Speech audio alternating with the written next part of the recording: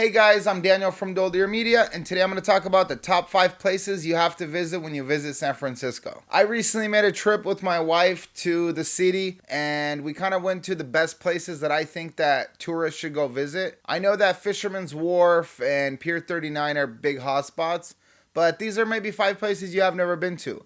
So I recommend if you're in the city, maybe rent a car, maybe take a bus, do whatever you got to do, but go to these places, you won't regret it. Number 1, Salesforce Park. I would say this park is my favorite place to visit in San Francisco. This park has only been up for a few years, and it is absolutely a masterpiece. So the park looks kind of like Central Park in New York. I would even say it's better. It's on the 4th story, as you can see in the picture right here. It's on the 4th floor of this building, and it kind of spans through most of downtown. On one side, you have Salesforce Tower. On the other side, you have so many other skyscrapers. One of the things that you try doing in this park is having greenery from most of the world.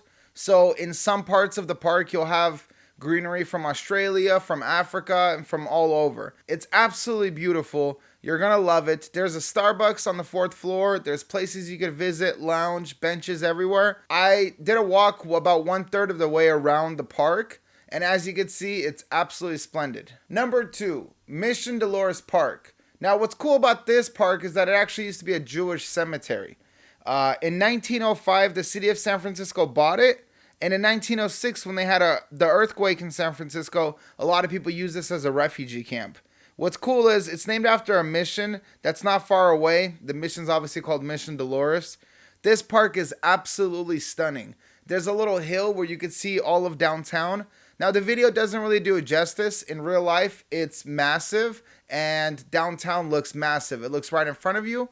In the video, it kind of looks a little more distant than it should be. The reason that they moved the cemetery away from this area and made it into a park in the year 1905 was because the city considered the land in San Francisco to be too valuable to be burying people in. Number 3, the Presidio area and Emmanuel Temple. Emmanuel Temple is home to one of the oldest Jewish congregations in California.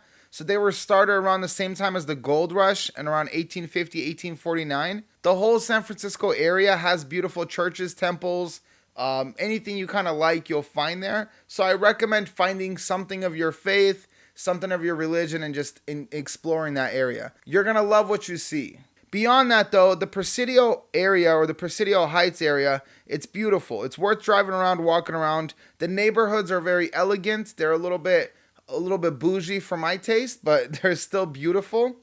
And then you take a little short drive through Presidio and you end up near the next destination. Number 4, the Palace of Fine Arts and Crissy Field. So the Palace of Fine Arts is a gem in San Francisco. It was initially built for the 1915 World Fair that was in San Francisco. They built 10 of these palaces around the city. A lot of them got demolished. A lot of them couldn't really last too long. This one was so good and just perfect looking that they wanted to keep it, and they voted to preserve it for a lot longer. It's still standing. They've done a lot of renovations. But if you go here, you could take wedding pictures. I've seen car pictures of this area. It's absolutely beautiful. Going a little bit along further, you have Crissy Field. This used to be an airstrip. It's an old military base. And the whole area is just absolutely splendid. On one side, you see Alcatraz. On the other side, you see the Golden Gate Bridge. It's kind of a swampy little region, but there's a lot of grass where you can go walk your dog or just go on a picnic with a date. This whole park ends all the way under the Golden Gate Bridge at Fort Point. It was a fort that was built before the Civil War, and it's something that protected the city of San Francisco. If you're ever in San Francisco, visit Fort Point. It's free. And when you go up to the top or the roof of the actual fort, you get really stunning pictures of the Golden Gate Bridge. Number 5, the Golden Gate Bridge itself.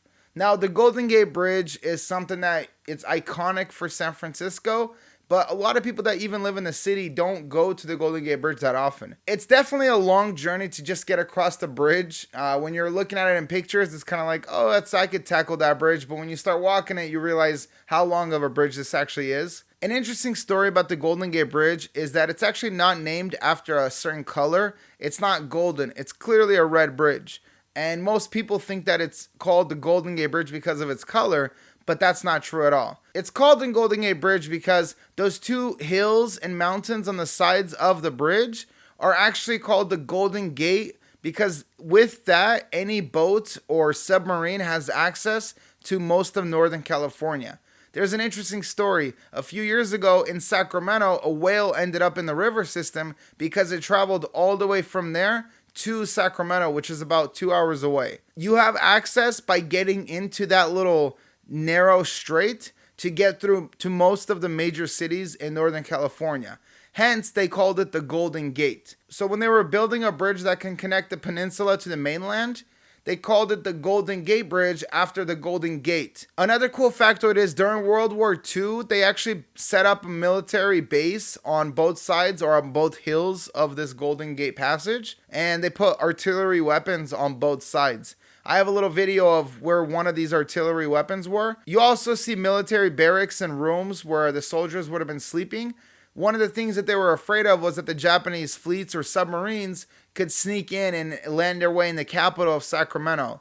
So they had a huge military presence in this area during World War II. Thank you guys for watching. Let me know what you guys think about this. If you do like this video, I'll make more about other cities. I'm thinking about going to Lake Tahoe, making another one there, and in coastal cities in Northern California. So let me know in the comments if you like this and if you want me to make more. Thank you guys for watching. Have a good day.